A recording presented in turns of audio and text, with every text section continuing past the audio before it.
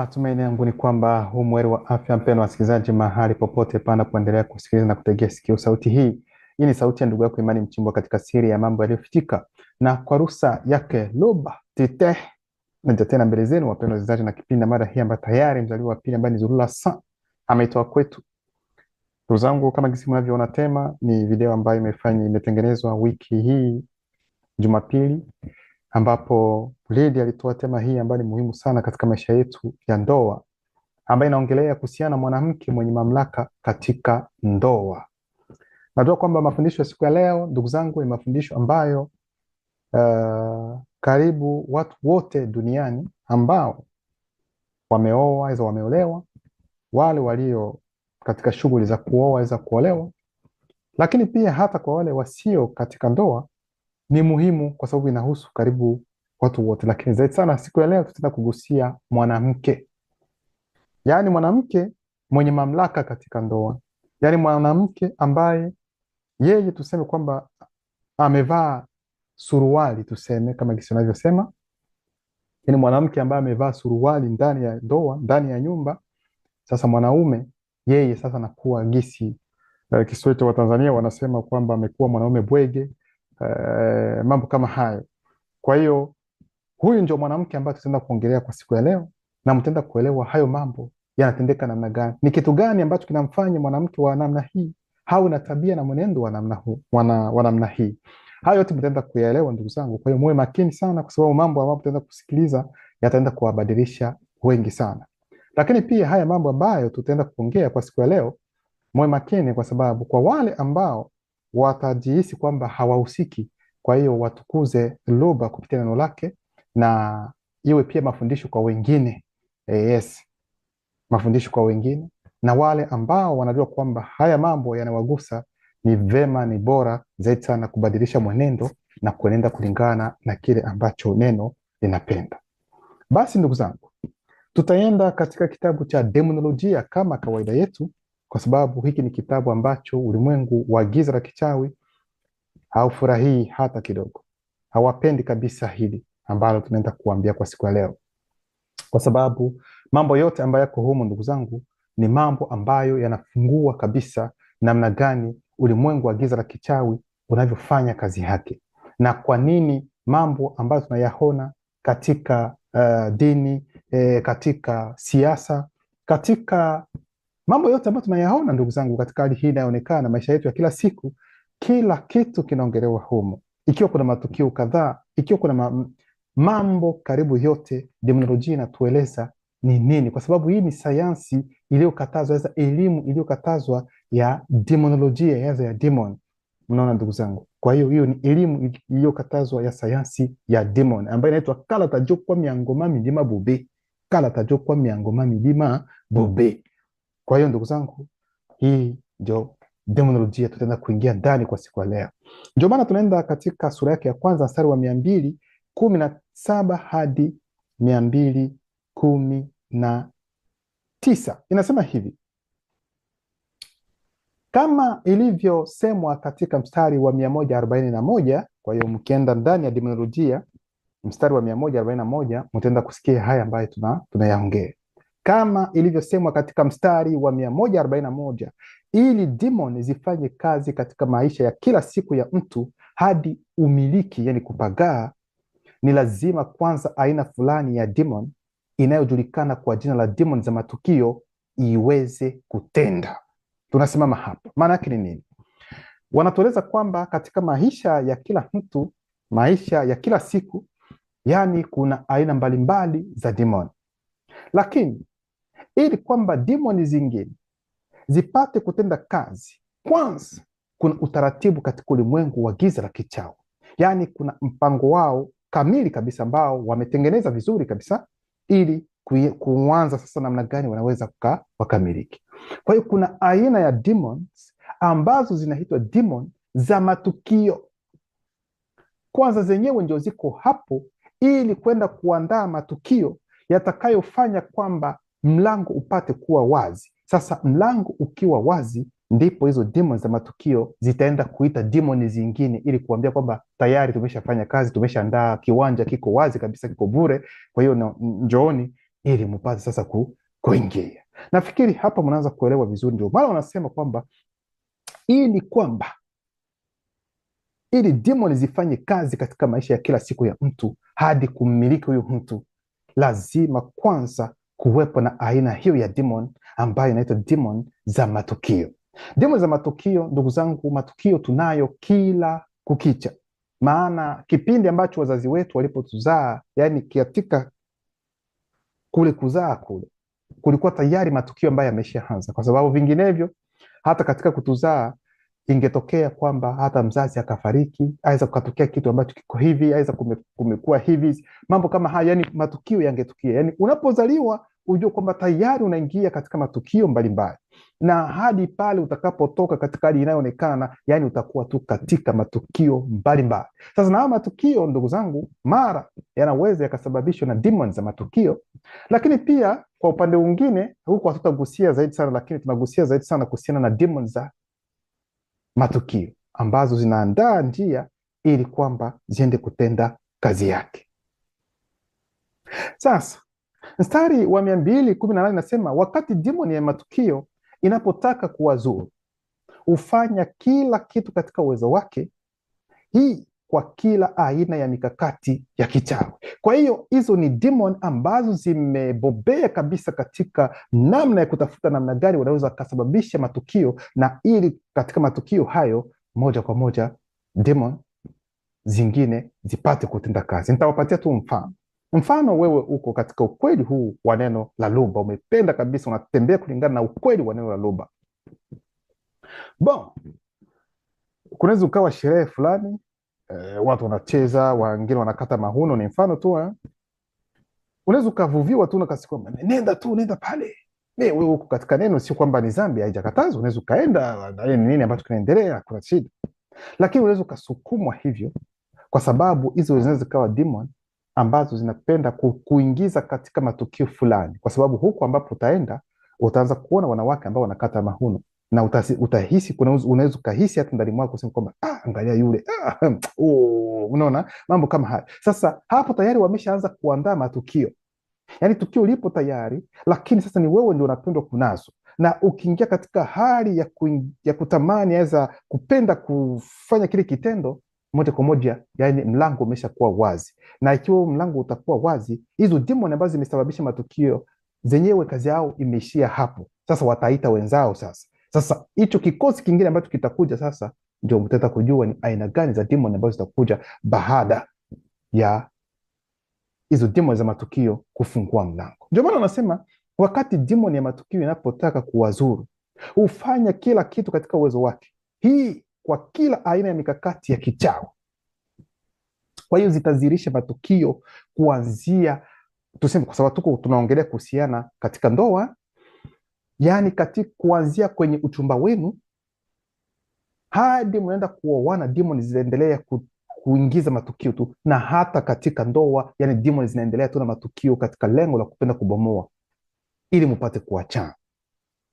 Kwa hiyo zitapitia milango hiyo ambayo tayari wataona kwamba imeshafunguliwa na hizo demoni za matukio. Hapo ndipo watapenya, hapo ndipo wataingia wao, ili kwenda sasa kuzuru ndoa yenu. Ndio maana mstari wa 219 nasema, katika ndoa demoni za matukio hudhihirisha hali isiyopendeza, kuna mabano, isiyo na huruma, isiyofurahisha, ya kuhuzi, isiyopendeza.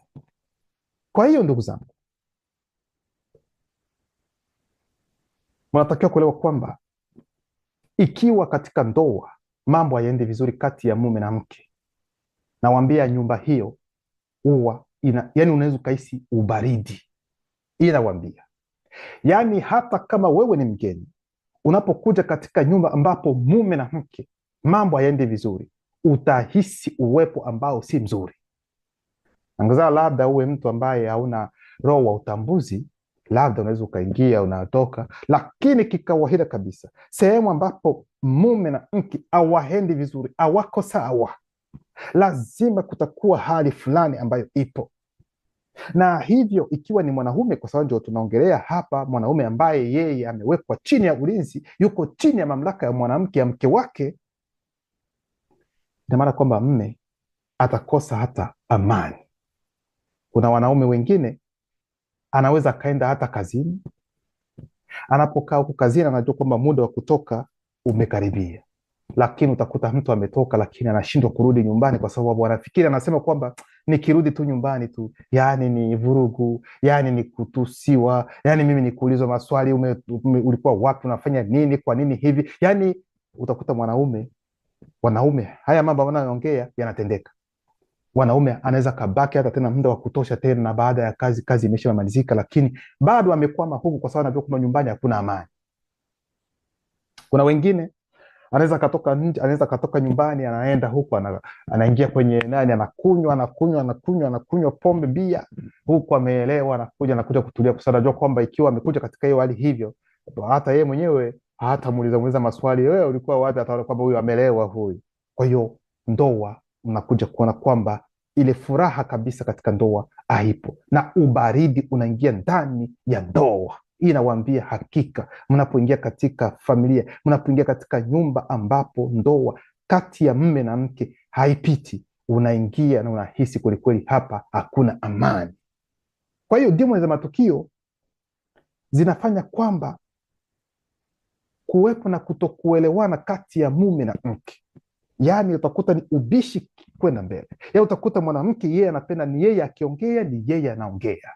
Yaani mwanaume yeye hana sauti. Yaani ni yeye mwanamke ndiye aliye na neno la mwisho. Mwanaume yeye hana haja, hatakiwi, hastahili. Na haya yote ambayo anamfanya mwanamke awe na hali kama hiyo, ni kitu gani ambacho kinasababishia? Ni kitu gani ambacho kinampa mamlaka? Kweli tunajua kwamba demoni hizo za matukio tayari zimeshafungua mlango. Sasa ni kitu gani ambacho kitamfanya, na lengo ni nini, ili kwamba mwanamke kutaka kuwa na mamlaka juu ya mwanaume? Kwa hiyo kuna wanawake wengine ambao wako katika hiyo hali. Mme ameenda kazini, yeye hana kazi, aweza hafanyi kazi huko nyumbani, lakini hata kazi zile za nyumbani hafanyi. Yeye anatulia, ni kulala tu, yani hakuna hata kupika. Na mme anaporejea tena kutoka kazini, tena ni mme ndiye anayetakiwa tena hazipika chakula, alafu tena anaweka mdomo tena zaidi sana kusema kwamba yes, ukimaliza unipakulie na mimi nile, wakati ni yeye ndiye aliyeshinda hapo, na mme alienda kazini, amekuja amechoka. Lakini kwa sababu ni yeye mwanamke ambaye ana mamlaka juu ya mme wake, mwanaume atafanya namna gani? Yani hana namna nyingine ya kufanya, ni kutii amri ya mke wake. Na hicho ni kitu ambacho, ndugu zangu, kiroho ni hatari mno. Ni kitu ambacho kinatisha na kinahuzunisha.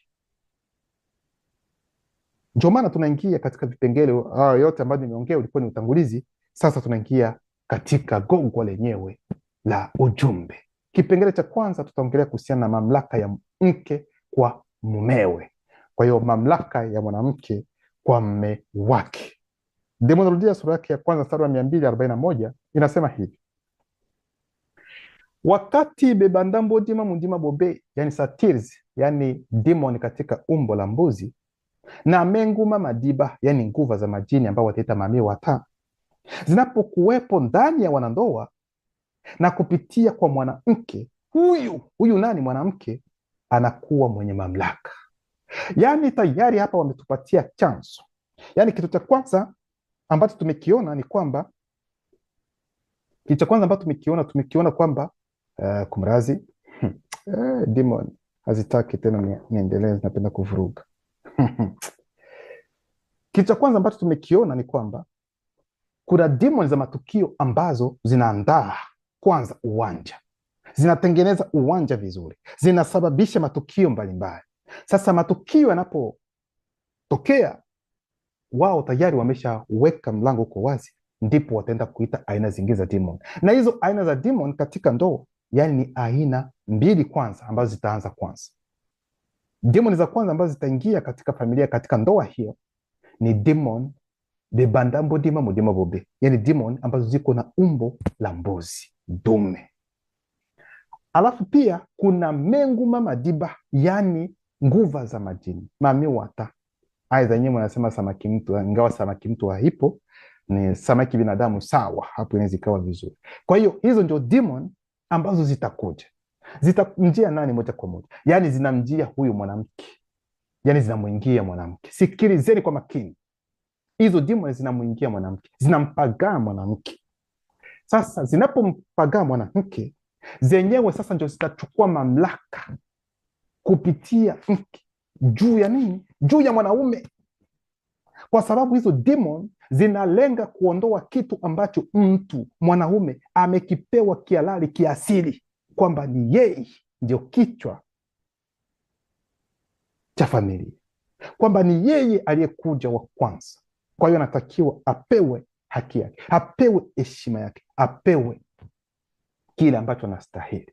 Sasa hizo demon hazitaki hizo zote kanuni zimwendee mwanaume, hilo kwao haliwezekani. Kwa hiyo hiyo ndoa inatakiwa ibomoke, na kama haitabomoka lazima huyu mwanamke awe juu ya mwanaume.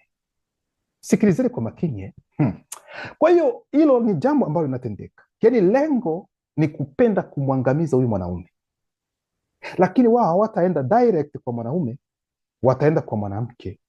Alafu sasa mwanamke ndio ataendelea kufanya kile ambacho anatakiwa kufanya, lakini unapoona kwamba mwanamke amebeba mamlaka juu ya mume wake, tayari kumbukeni na mjue kwamba kuna demon aina za bebandabu dima mudima bobe, yani demon katika umbo la mbuzi na menguma madibani, nguvu za majini tayari zimempaga huyu mwanamke, zimesha kuwa tayari katika ndoa yao. Hilo ni jambo ambalo mnatakiwa kulielewa. Kwa hiyo namna hiyo sasa mwanamke ataanza kudhihirisha hali ambayo ni mbaya, tena mbaya sana. Kama jinsi nilivyosema, ni yeye anayetakiwa kuwa na neno la mwisho. Mme yeye awezi akamshauria kitu chochote, awezi akaongea chochote, na kama ataongea, hata kama alikuwa na haki katika jambo fulani, ataonyesha kwamba nao wewe haujui kitu chochote wewe, lakini baadaye ataenda kufanya kile kitu ambacho mme alikuwa amekiongea. Yeye atachunguza kila kitu, hata kama akaunti iko namna gani, ni yeye anatakiwa kuchunguza. Watoto yani kila kitu ni yeye ndiye bwana ndani ya nyumba, yani mme yeye ana chochote ambacho anaweza akakifanya. Na hapo ndipo menguma madiba, hizo nguvu za majini huwa zinachukua mamlaka kwa mwanaume kupitia mke wake. Na hapo hiyo hali yote ambayo mtaona kwa mke, yani ni demons ambazo zinamtumia mwanamke. Baadhi wanaofahamu, wengine hawana ufahamu, wanafikiri kwamba yes, mimi mwanamke bwana, hawezi mwanaume. Ndio kwa sababu tumeshawahi kusikia hata kwenye video mbalimbali wanawake, kuna baadhi ya wanawake wanasema kwamba mimi mwanaume hawezi akanitawala, mimi haiwezekani mwanaume aniambie kwamba nenda kanisongee ugali, hilo haliwezekani, nenda kunipikia, hilo haliwezekani. Kutawala kwa mwanaume sio kwamba ni kutawala kwamba aweke mke wake kwamba yeye mke wake ameshakuwa sijui ni mtumwa, na huu utawala sio kwa namna hiyo. Watu wanaweza wakasoma, aweza kueleza tofauti, lakini utawala huo hauna chochote kuhusiana na udikteta. Aweza kumweka mwanamke kwamba yeye ni chombo, aweza kumweka mwanamke kwamba yeye hastahili. No, hapana, watu hawaelewe hilo, kwa sababu mtu mwanaume wa kwanza alikuwa ni mwanaume, ni mtu. Sasa na mtu akaja baadaye, na hapo kuna haki ya mzaliwa wa kwanza, na hiyo inatakiwa kuheshimiwa. Unaona hicho kitu ndugu zangu? Kwa hiyo ni kitu ambacho kiko kawaida, ambacho kila mmoja anatakiwa kukiheshimu. Lakini hizo demons haziwezi zikavumilia, haziwezi kuvumilia hilo jambo, na kutokana na mamlaka ambayo mwanamke atakuwa nayo, mme ndani ya nyumba atakuwa na woga, ataanza kumwogopa mke wake. Kuna mara mke anaposema jambo wako katika mazungumzo, anaanza kuogopa, labda naweza nikaongea hili, anaweza kajisi vibaya, akaanza kunitusi, anaanza kunikaripia, mambo kama hayo. Utakuta mwanaume hana amani, mwanaume hana sauti, mwanaume amekuwa kama vile mtoto ndani ya nyumba.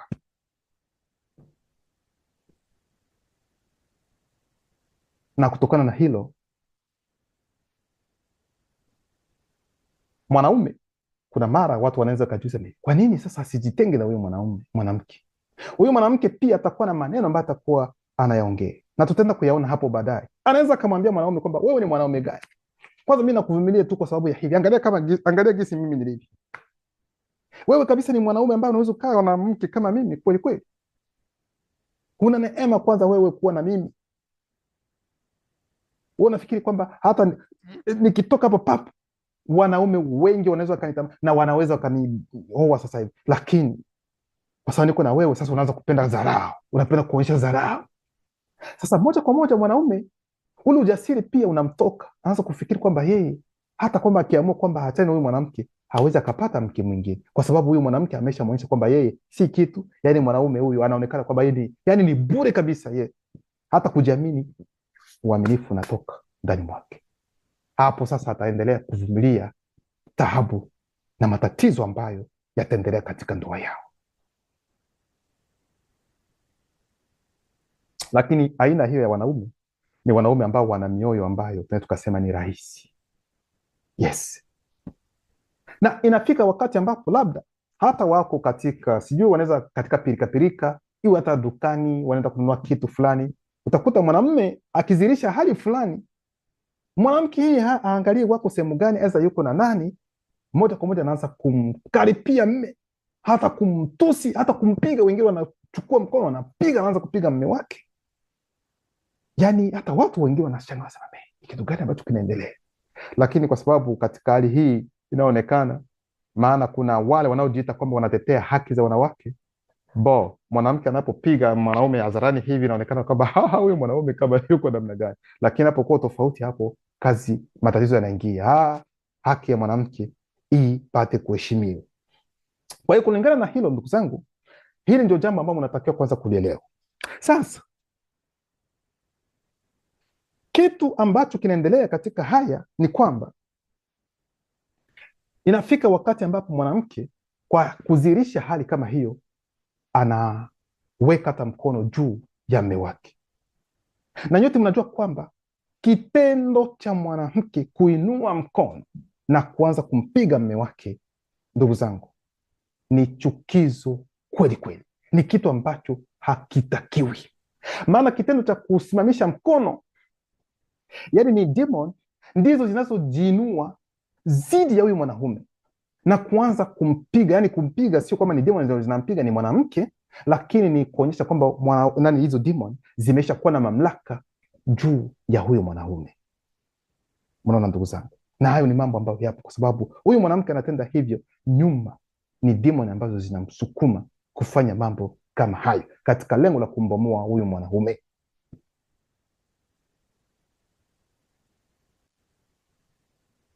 Kwa hiyo mwanamume yeye hana chochote kile cha kufanya, anachunguzwa kila kitu.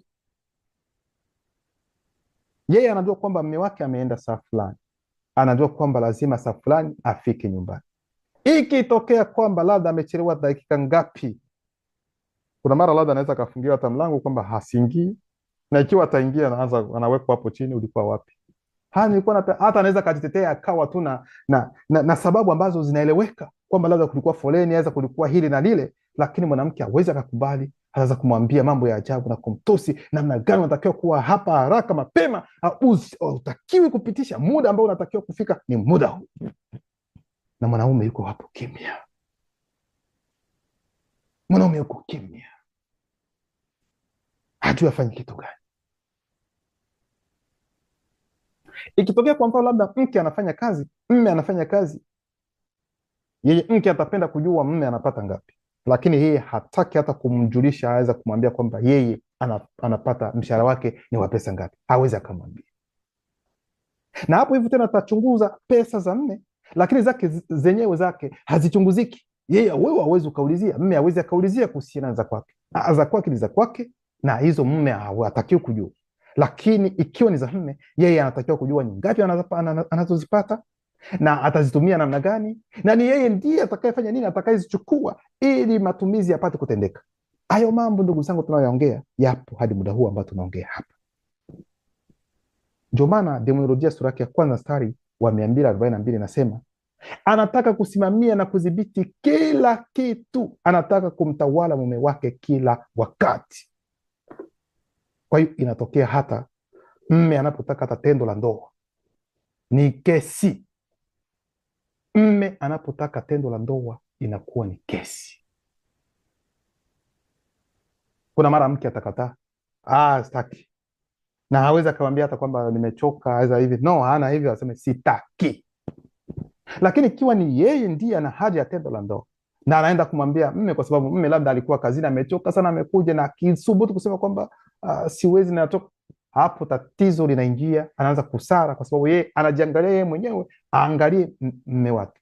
Yaani anajisi maisha ni yeye mwenyewe, anakasirika kwa sababu yeye anajiona ni yeye.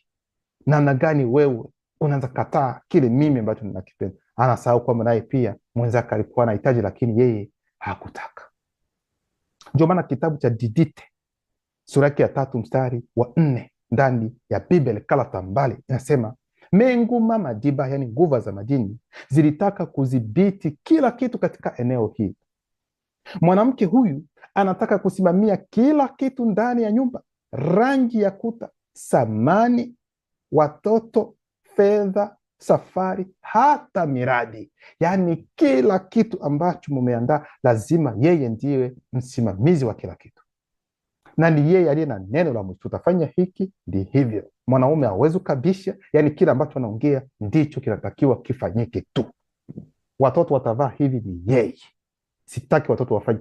Ndani ya nyumba, ukuta tutaweka rangi fulani, ni yeye anayesema kwamba ni rangi fulani ambayo tutaweka ndani, aidha kwenye ukuta, aidha ni viti vya aina fulani ndio tutanunua ndani ya nyumba hiki. Yani ni yeye ndiye anayeongoza kila kitu. Hicho kilikuwa kipengele cha kwanza ambacho kinaonyesha mamlaka ya mke kwa mme wake ndani ya ndoa. Sasa baada ya hapo mamlaka, kwa sababu tayari ameshakuwa na mamlaka, kipengele cha pili sasa ni dharau. Dharau sasa itaingia, dharau sasa itaanza kuingia. Ndio maana Demonolojia sura yake ya kwanza mstari wa 243 inasema anaanza kutofurahisha, kukasirika na dharau. Yaani dharau inaanza kuingia kwa sababu ya kitu gani? Kwa sababu yeye tayari ameshamdhibiti, ameshamtawala. Na kuna mara anaweza kumwambia kwamba wewe unafikiri wewe ni mwanaume mzuri, uko hata kidogo. Yaani wewe mwanaume, kwanza niko na wewe kwa sababu ni iwe tu hivyo tu, kwa sababu nakuhurumia tu. Yaani hata mwanaume naye mwenyewe anaanza kujisema, yaani kweli na mimi nimeshuka chini sana hivi kweli. Yaani hata mwanaume anashindwa hata kujiamini kulingana na kile ambacho anasikia kutoka kwa huyu anayeita mke wake. Kwa hiyo ndio maana kitabu cha Temusea sura yake ya 17 mstari wa 60 nasema, hapa nimekuwa kicheko cha demoni, kwa sababu utu wangu ni kitu cha kudharauliwa, sawa na kile ambacho mtu hutemea mate usoni. Kwa sababu tunajua kwamba Temusea ambaye ni Ayubu alikuwa katika matatizo makubwa sana. Aliingia katika ugonjwa wa hali ya juu ambao alipigwa na shetani mlemavu vi kutokana na mlango ambao alikuwa hajui kama anao. Na hivyo kila yeyote aliyemuona, hata mke wake wakati alipomuona akasema, no, hapana.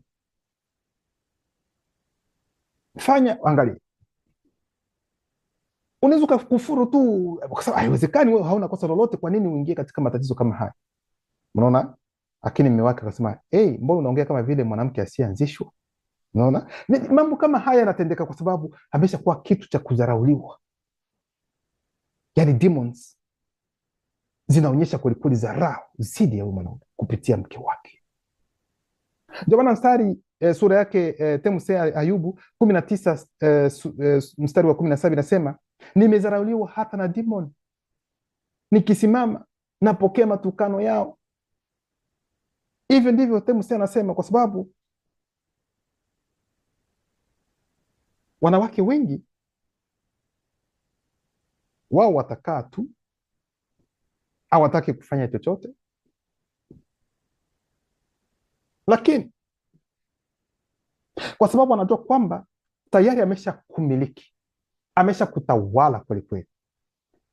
Anapoenda nyumbani kwao kule, yaani ni historia zako za hovyo ndizo atakazotaja kule nyumbani kwao. Sikilizeni kwa makini. Yaani ni historia za ajabu ajabu ambazo atakuundia, yaani mambo ambayo yaani unadharaulika sehemu ambapo mke wako ametoka. Anapokuwa na marafiki zake, yaani ni historia ya maisha yako, gisi wewe ulivyo, mwanaume gani, angalia yuko hivi, hata kitandani hana hata nguvu, yaani nipo tu naye tu kwa sababu ya hivyo tu. Sasa ikitokea wakati ambapo mume sasa aende kutembelea mama mkwe aidha baba mkwe, namna atakavyotazamwa, hata yeye mwenyewe atajiuliza, kuna kitu gani ambacho kinaendelea? Yaani kitendo cha kutazamwa, mtazamo huo ambao utatazamwa ni kile ambacho mke wako amekiongea ndicho wanachokiona kwako moja kwa moja. Hata marafiki zake wanapokutazama unaanza kuona kwamba kuna namna nyingine ya kutazama. Hata kuongea kwao imekuwa tofauti, kwa sababu tayari mke wako anaeleza jinsi wewe ulivyo, na anachokiongea sivyo kama ilivyo hata kidogo. Kwa hiyo haya mambo yanatendeka katika ndoa, yale yanakuchafua.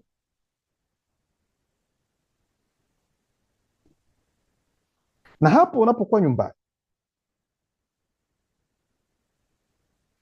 unataka kuongea kwa kitu fulani, hasa ameongea kitu fulani unapenda kuongea, yani anakukanya pale pale, alafu anasema na wewe unapenda kuongea, na wewe unaanza kuongea sasa.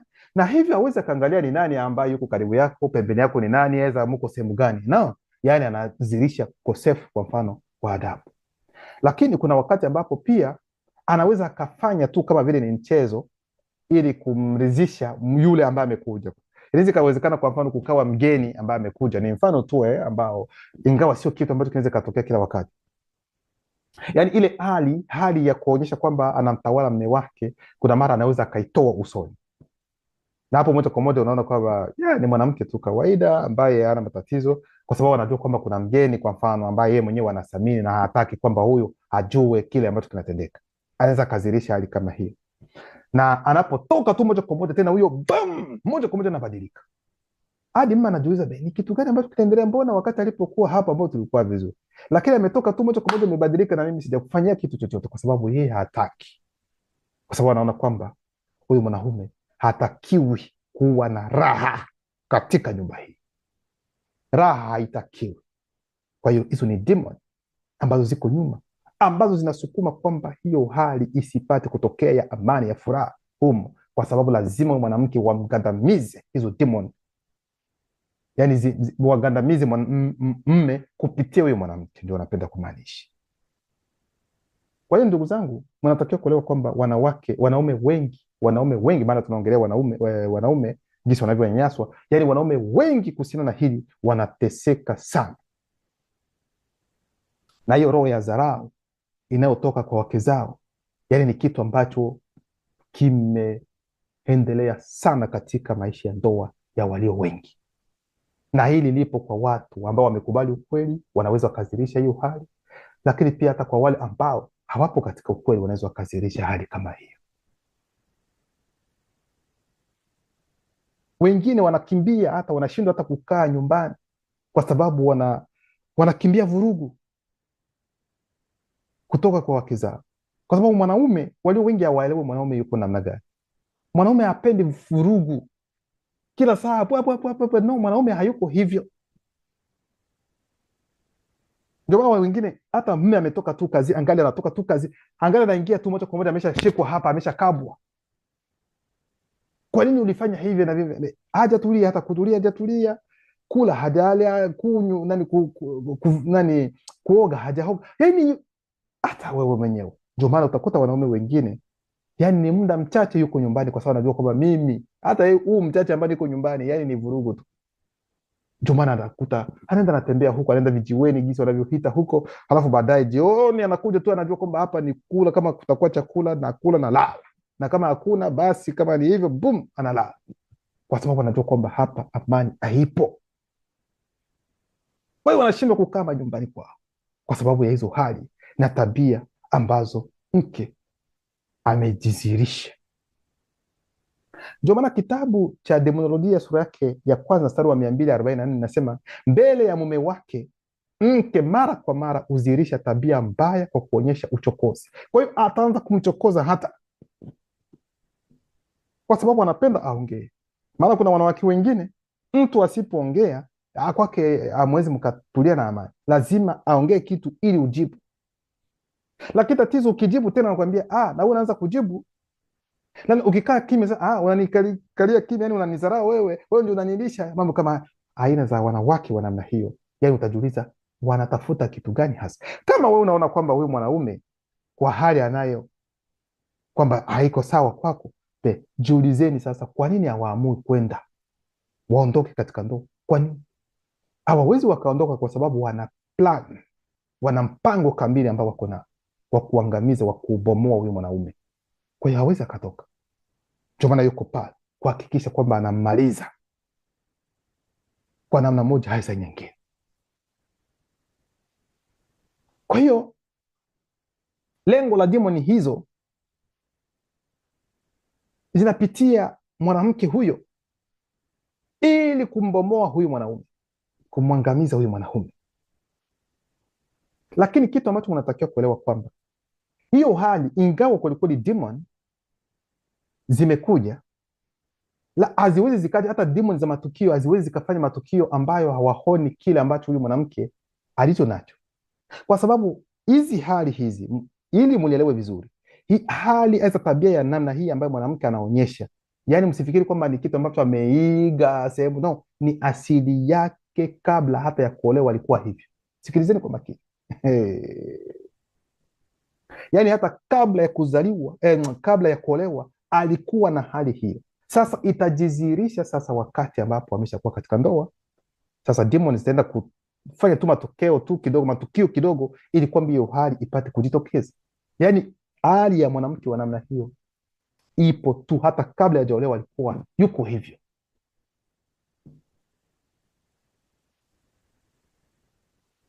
Kwa hiyo tumeona kwamba kuna demon ambazo zilianza ni demon za matukio, kukaja demon katika umbo la mbuzi ambazo ni bibandabodimamudimabobe, tukaona kwamba kukaja demon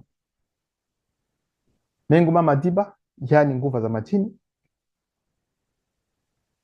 na zingine zitakuja baadaye, kwa sababu zinapoanza hizi zingine zinajileta kulingana na matukio mbalimbali ambayo yataendelea kujizirisha katika ndoa.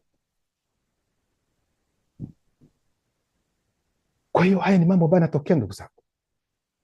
Ndio maana kitu ambacho tunatakiwa kuelewa kwamba mwanamke, kitendo cha mwanamke kusimama na kumfokea mwanaume ni kufuru, aidha niseme ni chukizo. Yes, yaani ni kitu ambacho hakipiti katika ulimwengu wa kiroho, hilo halipiti. Mwanamke anasimama anamfokea mme wake, hata kama alikuwa na kosa ambalo amelitenda, hautakiwi kumfokea mme wako, kwa sababu ni chukizo. Ulimwengu wa kiroho haufumbii macho kitendo kama hicho. Lakini haijamaanisha pia kwamba mwanaume yeye anatakiwa kumfokea mke wake kwa sababu yeye ni mwanaume, amfokee tu hivi hivi. Hapana, haijamaanisha hivyo pia. Sijui kama naelewa hilo, ndugu zangu. Kwa hiyo ni kufuru, yani ni chukizo, tuseme chukizo, mwanaume kumfokea. Ndio maana mimi naambia kila wakati dada zangu kwamba muishi na mwanaume na mwelewe mwanaume ni nani, anapenda nini hasa. Mwanaume hapendi mambo makubwa sana, hapana. Mwanaume hapendi kelele. Mwanaume anapenda kuheshimiwa, hapendi kelele, anapenda kuheshimiwa. Yaani hata kama amekosea, anataka kwamba umwonyeshe kwamba amekosa, lakini kwa sauti ambayo ni ya utulivu, ya upole, ya upendo. Huyu ni mwanaume. Hapo anaweza akakusikiliza, hata kama anaweza akashindwa kuongea chochote pale, lakini utakuwa tayari umemgusa. Sijui kama unaelewa hili. Lakini tatizo la wanawake, sio wote, lakini wanapoona kwamba mme amekosea kwa kitu fulani, sasa kwake yeye ndio anapata muda sasa wa kumsimamia mwanaume, anaanza kumkaba, kwa nini umefanya hivi? Ni kweli amefanya kosa, inawezekana, lakini sio kwa namna hiyo ndio utaenda kumkaribia mme wako. Hilo haliwezekani, kwa sababu kitendo hata cha kwenda kwa namna hiyo, hata ile haki ambayo ulikuwa nayo kwa kila alichokifanya ambacho si kizuri, unaipoteza moja kwa moja.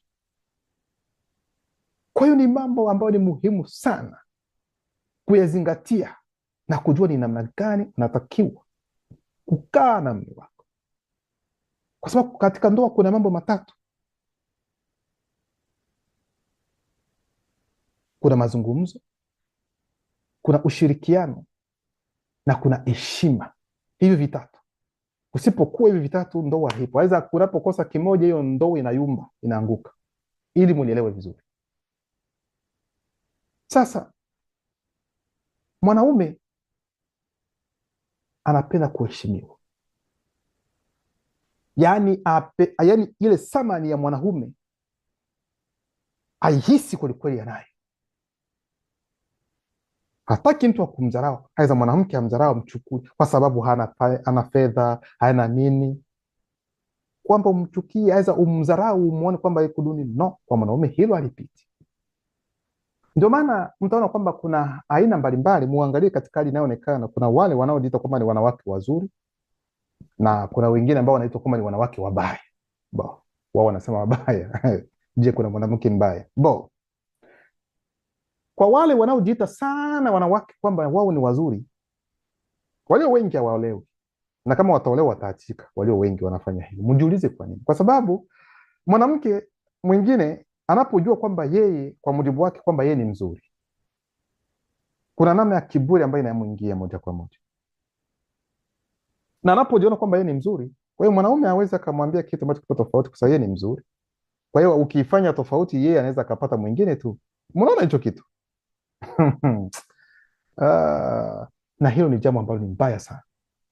Kwa hiyo mwanaume ndani ya nyumba kwa aina hizo za wanawake, yani atamweka mwanaume katika hali ambayo ni ngumu sana, yani atamtawala, kwa sababu mwanaume naye pia anajua kwamba mke wangu ni mzuri sana, labda nikipandisha sauti kidogo hataniacha. Mwanaume anakaa katika hali ambayo ni ya mateso kwa sababu ya uzuri kwa mujibu wake wa mwanamke, kwamba anaweza akaenda sasa yeye akipoteza mwanamke kama huyu ambaye ni mzuri, kwa sababu ni mwanamke tena mwenyewe ndio atakuwa anajidai na kusema kwamba mimi ni mwanamke mzuri. Wewe ni mwanaume, angalie, kuna wanaume, unajua ni wangapi ambao walikuwa wananitafuta, unajua ni wangapi hadi muda huu wanatamani kwamba wewe uniache ili wanipate. Kumbe mwanaume hata nikaa kimya, hata nisiongee hivi kwa sababu naweza nikamkosa. Lakini inafika mwisho mwanaume anachoka na anachana. Kwa hiyo mtakuta kwamba walio wengi wanaachika, wako nje kwa sababu ya kujiona kwamba wao wako bora zaidi sana, ni wazuri. Kwa hiyo mwanaume aweza akamwambia hiki mme wake, aweza akamwambia hiki mme wake, aweza akamwambia kile, aweza kile. Nasema lakini sio wote, nasema walio wengi, lakini sio wote. Kwa hiyo kwa walio wengi, ina maana kwamba kuna wanawake wengine ambao bado wana ile heshima kwa wanaume, kwa waume zao. Kwa hiyo hicho ni kitu ambacho msichukulie kwamba labda ni wanawake wote. Hapana. Na ikiwa wewe dada haupo, basi ni vizuri, na ikiwa uko katika hiyo hali, basi angalia ili ubadilike. Hicho tu. Kwa hiyo ndugu zangu,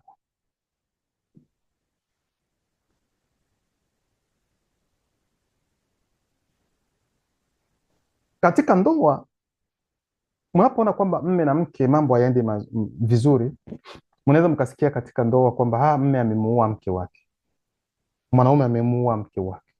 Kwa nini? Hatuko hapa kutetea mauaji. Kuua kwa kusudia sio vizuri, sio kitu ambacho ni kizuri, lakini mjiulize ni kitu gani ambacho kinafanya